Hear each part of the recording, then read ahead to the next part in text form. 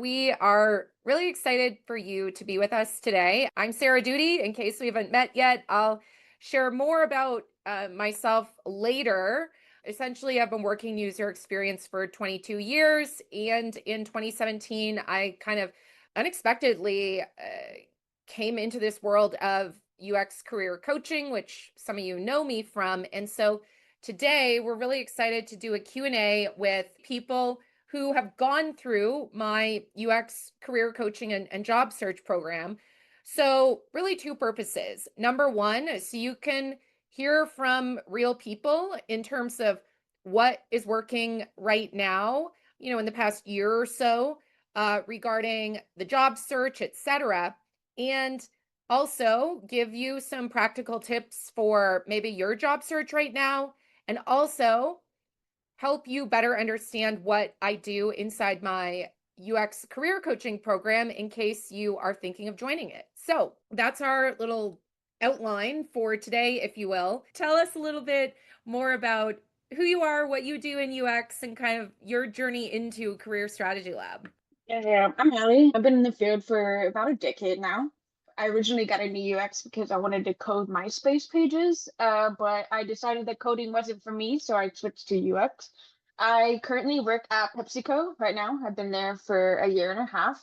I actually started PepsiCo towards the tail end of my CSL experience. Yeah, that's it. And what were you doing before Pepsi, out of Oh, curiosity? yes. Yeah, so I was actually working at Walgreens before this. So I worked on the mobile app for Walgreens. Yep. And remind me, did you leave Walgreens on your own, or was there a layoff of some sort? I left Walgreens on my own because they had 7 rounds of layoffs, and so it was going to come sooner rather than later. So it was kind of that proactive approach. Yeah, I actually followed you on YouTube years before my CSL days.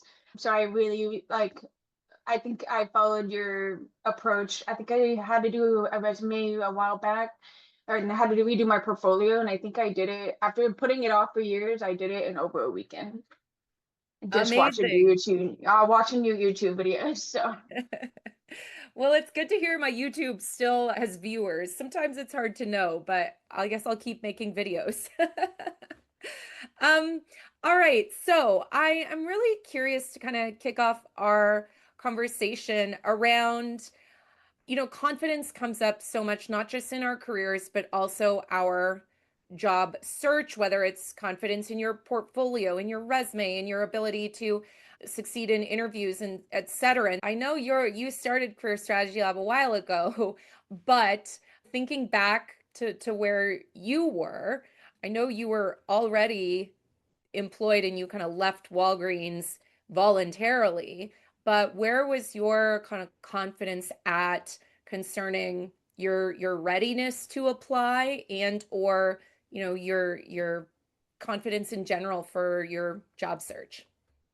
yeah, for sure. I like to title that I lost my mojo during the Walgreens days. So I came to CSL just, having not a lot of whole confidence in myself, especially after being in the field for a decade. I think one of the things that really helped me was obviously giving myself grace was a big one. And I think that I also self-advocated. I think at one point I was here for a month and then I stepped away just for a month so I could go through all the holidays and stuff. But I think that the inventory of things is really what helped me.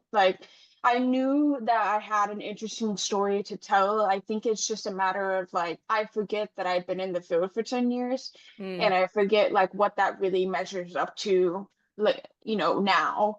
And I think taking inventory of all my projects that I've done and also reaching out to past mentors and getting their viewpoint on, what kind of characteristics they were looking for me at that time. So I definitely learned a lesson or two. I had to follow the path.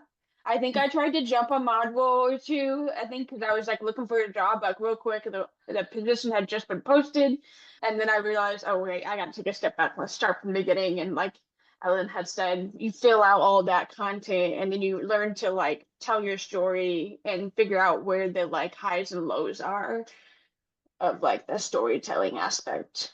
But yeah, Mojo was low, was better at CSL for sure.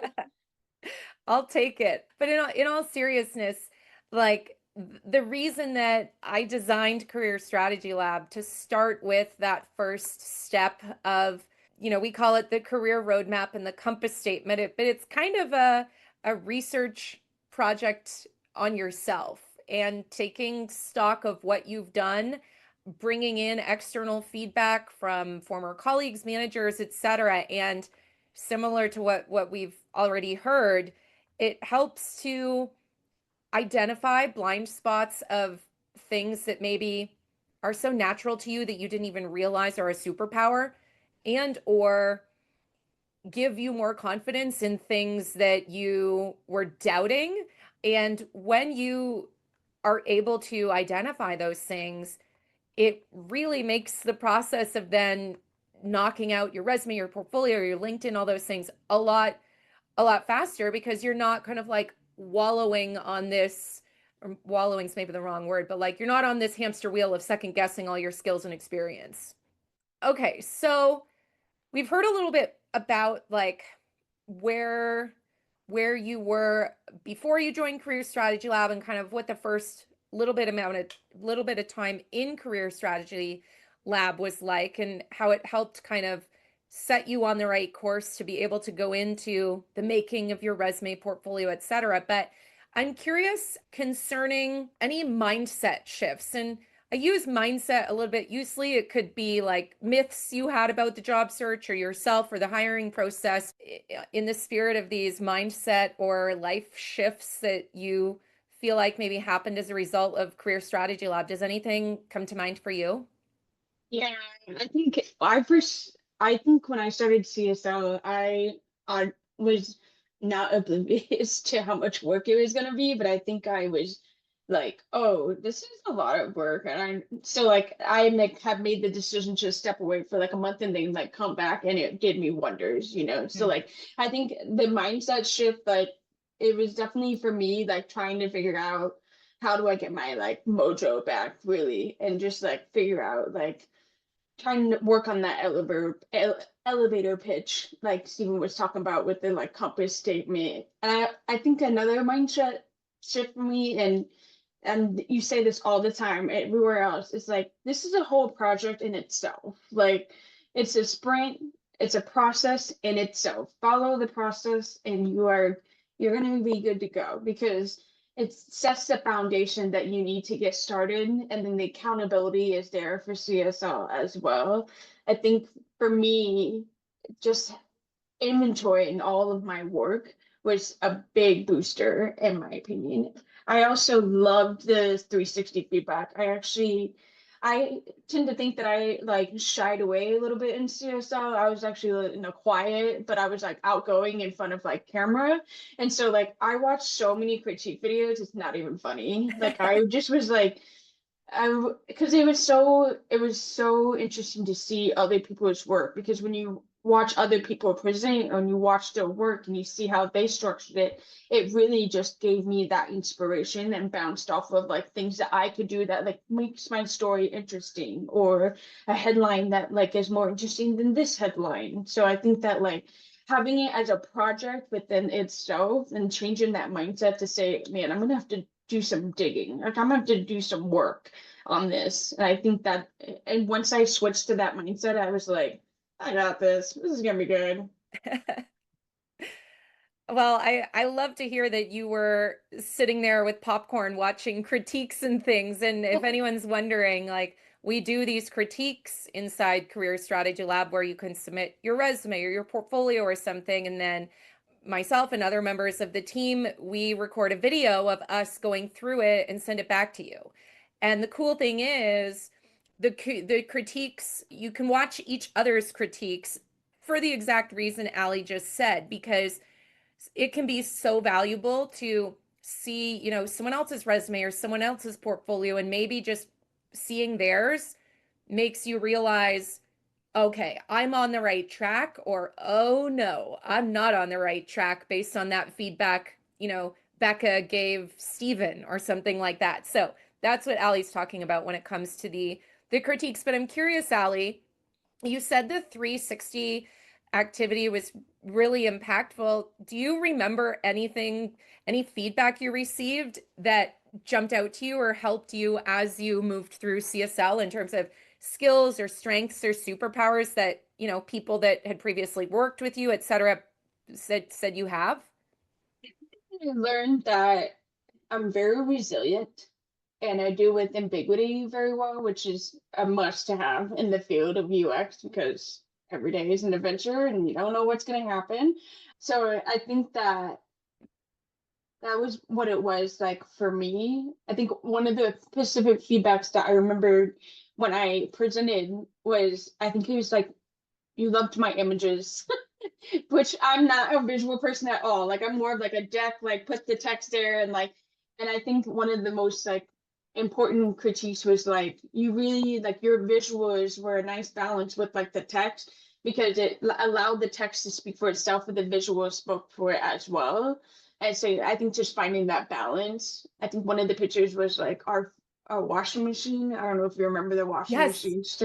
So we actually like built a fake cardboard washing machine to do user testing on this washing machine of this project that we did. So I just remember like am excited when I present that project, and when I got other people excited, that's when I was like, story resonates, right?